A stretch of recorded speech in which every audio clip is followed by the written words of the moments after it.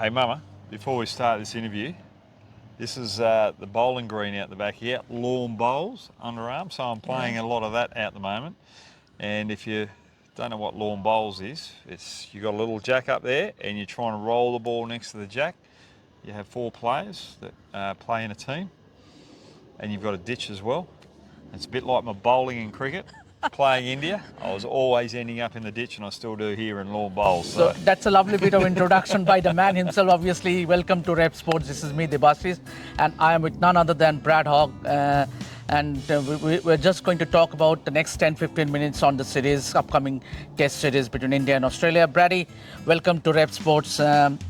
India should fancy their chances. Means obviously they have won the last 2 test series here in Australia, but this time do you really fancy India's chances, or you reckon that Australia will come hard at the Indians? Look, it's going to be a difficult series for India. I think they missed Shami. I think that's a big loss.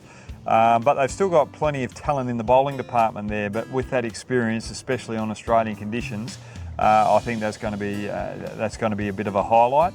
Though they have won a test match or 2 here, especially on the harder grounds, without their big name players there. So for me, I think they've got youth on their side, and they've got exuberance, and they want to turn things around with what happened against New Zealand on their home soil. But also, I'm going to throw something out there as well. Virat Kohli's form's not good. Rohit Sharma, is he going to be here for the first test match, let alone the second test match? When your leader's not here, that's going to be a big problem as well. But his form is not up to scratch as well. So there's a few question marks with the big names of India. Yeah, and obviously talking about Rohit's absence, how big a blow if he misses that first test match at the Optus Stadium? It's going to be a huge blow, simply because you need your leader there. But when your leader hasn't been doing well, and there's probably a few question marks with his form there, should he be in the team at this stage? You know, that just adds more pressure to the playing group that's there, but also adds that extra pressure to Gautam Gambhir. And there's been question marks about Gautam's tenure as the coach. I don't think they should be questioning it at this stage. I think whatever happens here in Australia, it doesn't matter with his longevity as coach. I think he's got to stamp his authority there. He's got to gel with the players, and over time, I think he'll be the type of coach that will have a lot of success for India in the long-term future. Brady, you spoke about Virat Kohli. Obviously, he has a great record against Australians, 800s, almost 2,000 runs at an average of more than 50. So your thoughts on Virat? Obviously, as you rightly said, that leading up to the test series, both Virat and Rohit hasn't been among the best of forms. So what do you reckon, Virat? Simply the fact that he relishes playing in Australia and that challenge. So do you think that's going to spur him up for that big series? Yeah, I think there'll be there's a lot of pressure on him. I think if you look through his career, I think he's just coming to a stage where he's trying to find himself again as such, because he's a father. He's married now. He's had longevity in his test career. So I think he's going through a bit of a phase like David Warner did. Who am I? What do I want to be?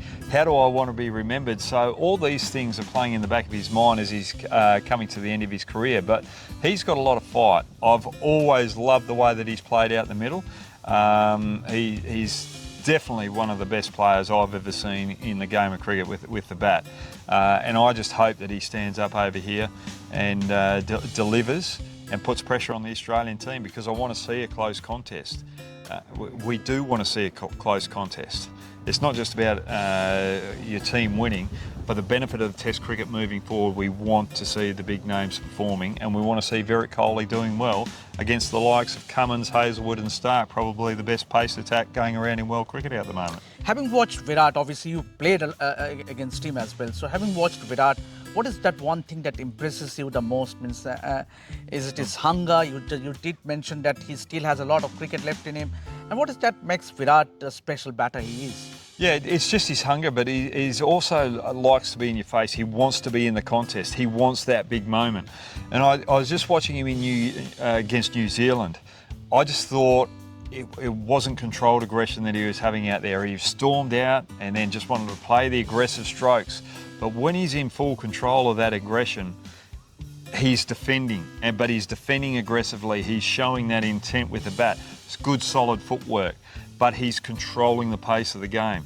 Over in New Zealand, he was trying to control the pace of the game, but be more aggressive at the start of his innings than what I've seen in previous years. He's got to get back to that aggressive build, work to 10, work to 20. Then all of a sudden he's got the pace of the pitch, he's got the measure of the bowlers, and then he can go up a gear. I think at the moment he's just not finding the right gears at the right time. He's trying to be in gear 3 rather than gear 1 when he should be in gear 1. You reckon that the Indian batters, the modern day Indian batters, are way too aggressive, and in trying to be more aggressive, say if they play 2 or 3 dot balls, they invariably tries and forces to score the runs. And do you think that has been an undoing of them in recent times? Too much of white ball cricket may have transpired into their batting into test ball? I think all teams are finding that at the moment, that transition from white ball cricket to test cricket, and the way that everyone talks about England taking the game on. You've got to remember when Australia were going pretty well through those early 2000s, they were trying to score 4 runs and over, or 400 runs in the day to put pressure on the opposition, but also give themselves good opportunity to bowl the team out twice, opposition team out twice. So you want that aggressive cricket up the top, but you very aggressive when he goes out in the middle. You look at his best performances in T20 cricket.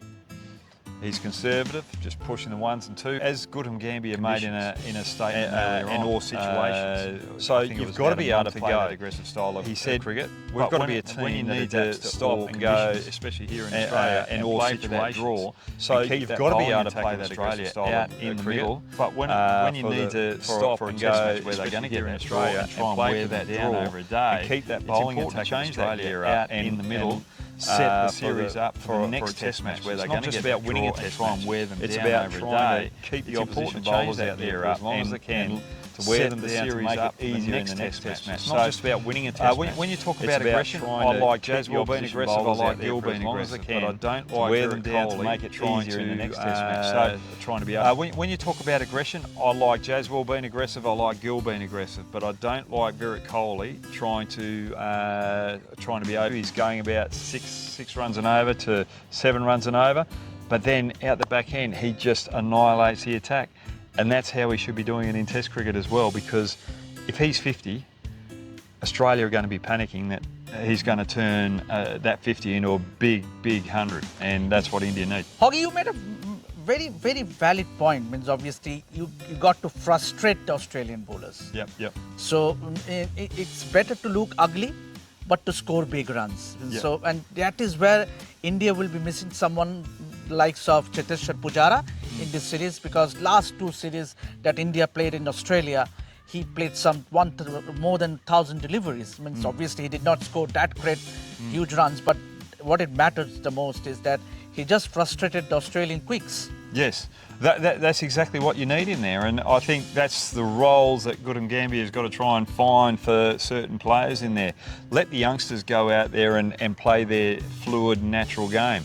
But someone like Rohit Sharma, Virat Kohli, I think they've got to be there and go, right, we're the leaders here. We've played a lot more Test cricket than the opposition, than our teammates in the batting department. We've got to bat for long periods of time and try and wear this Australian attack down. If those 2 senior players can do that, then all of a sudden the youth out there that play a lot more aggressively, your Gills, your Jaswells and your Pants, can really take the game away from Australia. So you've got to have that balancing act there, and I think you still need someone like a Pujara in your Test lineup, especially when you're playing a 4 Test series or a 5 Test series. Obviously, talking about KL Rahul, another batter, means obviously a lot has been spoken about him in white ball cricket. It's a strike rate, but also he has kind of a mental block when it comes to scoring runs. So, but he did score in England, in South Africa. So, do you think that your thoughts on KL Rahul, the Test batter? Look, I think KL Rahul has had his problems over the last year, but I've got full respect for him, just with the opportunities that he's had for India. He's been a, how can we put it, a mix and match type player. So when there's someone who needs to step up to take the gloves, he takes the gloves. When there's someone that needs to open, they were throwing him in the opening position there for a while, then 4 or 5. So he was someone that was that's very versatile, and he's really stood up for India in those trying conditions. And look, I think he's a valuable asset for Indian cricket, and I'll go to Rahul Dravid's comment that if you're in the top 6, you should be able to bat anywhere. And Rahul Dravid has proven that over the last 4 or 5 years throughout his career. He's just got to get his confidence back himself, because he's got the talent, he knows what to do. It's just the mental block that's happening at the moment. So for me, it's more making sure that he's getting his mindset right. What makes what makes KL Rahul operate best when he goes out to bat? So how does he prepare half an hour before he goes out in that inning? So if he's opening, he's got to make sure that he's in rhythm with his mind, not so much physically or technically, because he can do that. It's just up here. He's good enough. He's shown that he's done it. He's just got to go out there and take this opportunity if Rohit Sharma's not playing in the first Test match. How big a blow will Shubman Gill's absence be? Now that it's almost certain that he has fractured his finger, and it's very likely that he's going to miss out in that first Test match at the Optus Stadium. Oh, that's a huge loss. Huge loss. And you know that's another one. It creates more responsibility on Virat Kohli, especially in this first Test match. Who's going to come in and replace him? I think they've got Padikkal coming in, and I think Padikkal's probably the choice. He's a youngster. He hasn't been named in the original squad. All of a sudden, he'll be excited. He's been over here with the Australia A tour. Just get in there and give him a go. I think youth around experience is exactly what you need, and I think he's probably the better option than the other player that you've got over here. Can you mention his name? Abhimanyu Ishwaran. Abhiman. I'm not quite confident on Abhiman at international level from what I've seen. Great domestic player, but he's probably one of those players that's in between domestic and international. I think Padikkal has more upside. Hoggy, talking about youngsters, obviously, one cricketer who the Indians will be backing is Rishabh Pant. Yep. He is a match winner in his own right. Your thoughts on Rishabh Pant? Will it be the series that the Indians will look up to Rishabh Pant? You never know what's going to happen with Rishabh Pant. I love that awe about him where you don't know what's going to happen. He puts pressure on the opposition bowlers, and he's perfect coming in at number 5. I think if you can have him coming in at number 5 and have a specialist come in after him at number 6, it just eases the pressure off both Pant and the player that's coming in after him. So I'd like to see him bat out number 5 and really take the bowling on. I think that would be absolutely awesome. I can't wait to see how he plays over here. He's already done it over here, and playing against New Zealand when wickets were falling left, right, and centre, he's able to handle that pressure out there and just take the bowling on. He plays with no fear. And you've got to remember, he's had a lease of life. He's come back from that tragic accident, and thank God he's back playing. But he'll probably have in the back of his mind, he will have in the back of his mind, I've got a second opportunity in life here. Yeah. I'm very lucky. I'm just going to go out there and enjoy it. And when you've got someone playing like that at international cricket, it's like your last game in international cricket. Whatever happens, and you just play with a lot more freedom. There's no pressure on you, and I think that's the danger of Rishabh Pant. He plays with that type of attitude, and that's what you've got to try and get your mind into when you're playing. Hoggy, obviously talking about the Indian bowling, do you think that Indians will be a bit inexperienced when it comes to fast bowling? Because they do have a Jasprit Bumrah. Yep. They have a Mohammad Siraj who is not in the best of form. Yep. Mohammad Shami is not here. Yep. So all the 3 fast bowlers, be it Akashdeep or a Prasidh Krishna or a Harshit Rana, they are all inexperienced. Mm-hmm. So do you think that Indian fast bowling attack is a bit on the inexperienced side going into such a big series? There's inexperience there, definitely inexperience. But this is where Gautam Gambhir really steps up as coach. We saw it with KKR. He's able to give those particular players, those inexperienced players, roles or goals to achieve out there. But don't put those goals out there with high expectation. It's more of a process type scenario. I would not be surprised if Harshit Rana plays Akashdeep with Boomerang.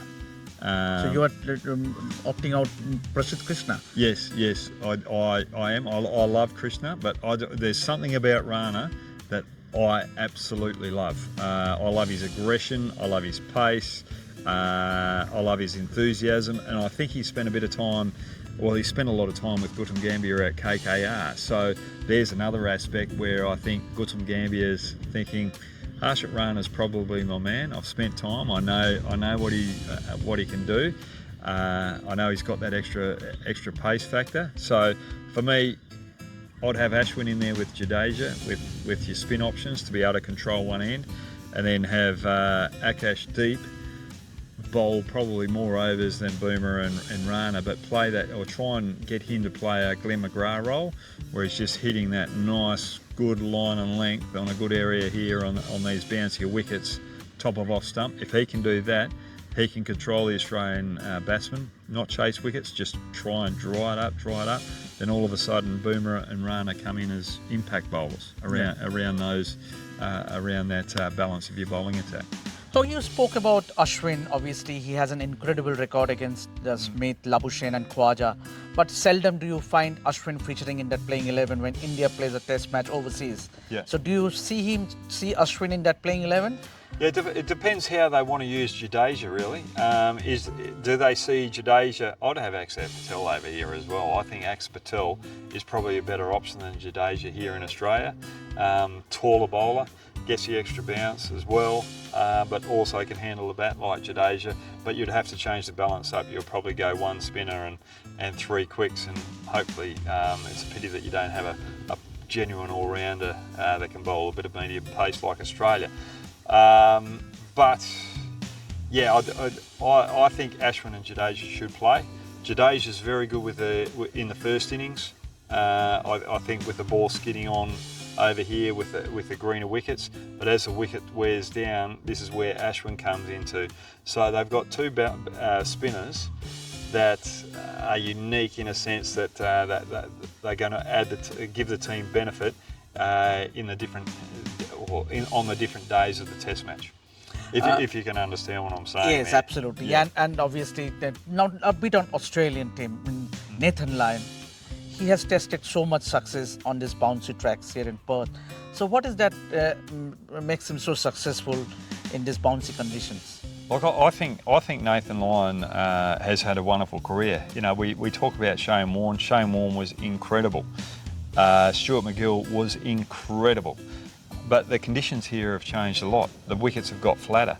And Nathan Lyon's ability to control the run rate, keep the pressure on and pick up wickets here in Australian conditions, especially as an off spinner, he's got an incredible talent here.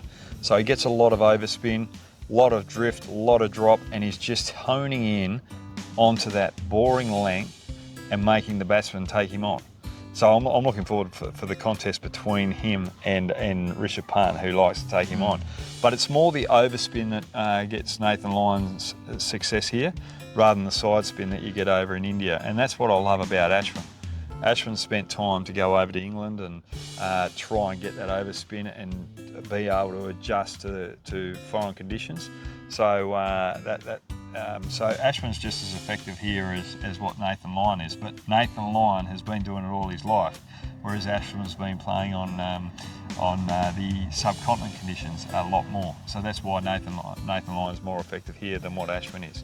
Why is that the spinners a bit conscious when it comes to the bounce here? Bit what? Sorry? Bounce? Yeah, no, what was the word before? Conscious? Oh, conscious, yeah. Look, for me, as a spinner here in Australia, you're looking to get that overspin, you're looking to get that extra bounce. You're looking to hit the bat nice and high, with the odd one that just skids through the arm ball, which doesn't bounce as much, to get your LBWs. But that's why we have a lot of bat pads around here in Australia, is because of that extra bounce. You're trying to hit the shoulder, and that's why Nathan Lyon has a leg slip a lot of the time to right-handers. It's not being negative coming around the wicket, but it's more because of the extra bounce that he's getting coming around the wicket to the right-handers. He's looking to get the shoulder to feed the leg slip.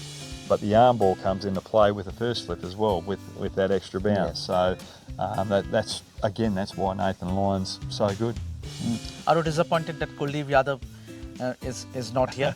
Obviously, and talk us about his progression over the years. Yeah, look, I'm really disappointed that Kuldeep Yadav is not here, but I just think he doesn't really get that extra overspin and that extra bounce here on Australian conditions. So I don't think he's going to be as effective here as what he is in subcontinent conditions. If I was looking at the depth of my team, I probably, if I was going to bring another spinner over, it would have been Ashwin Patel. Just with the extra height, you can play him and Jadeja in the same team because they come from different heights and they go about their business differently as well. And again, I feel as though Ashwin Patel will be more potent in the second innings of a test match, and Jadeja more potent in the first innings of a test match here in Australia. Yeah, just a final few questions. Australia, means obviously their batters are also low on confidence, means they haven't done great in recent times. So do you think, means what will be key for Australia, means when it comes to Australia, because they will have a lot to prove, means having lost last two series at their own back here.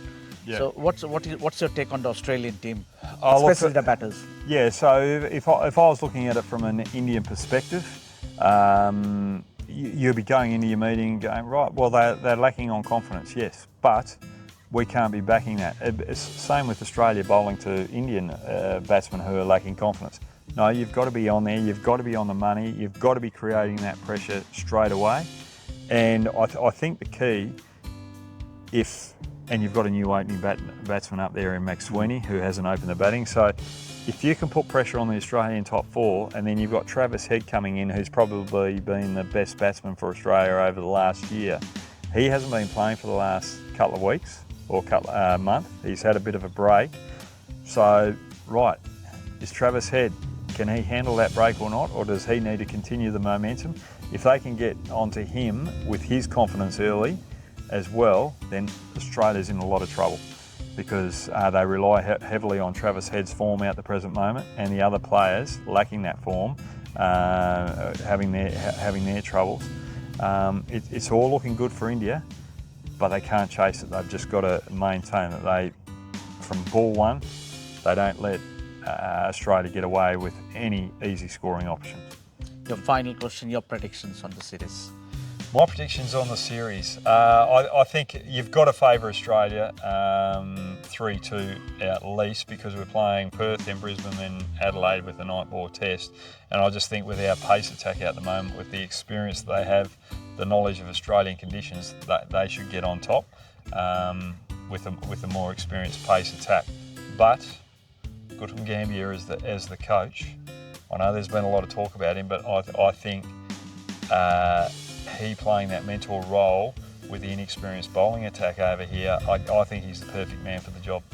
So it's going to be close, but I'm not confident when I say Australia 3-2. Yeah, so then that's what Brad Hogg says, that he predicts that it will be 3-2 in favour of Australia for the upcoming Border-Gavaskar Trophy. So that's Brad Hogg exclusive for all of you. So keep watching this space to get all the updates throughout our coverage from the Border-Gavaskar Trophy. This is me, Debashis, signing out from Perth. Keep watching.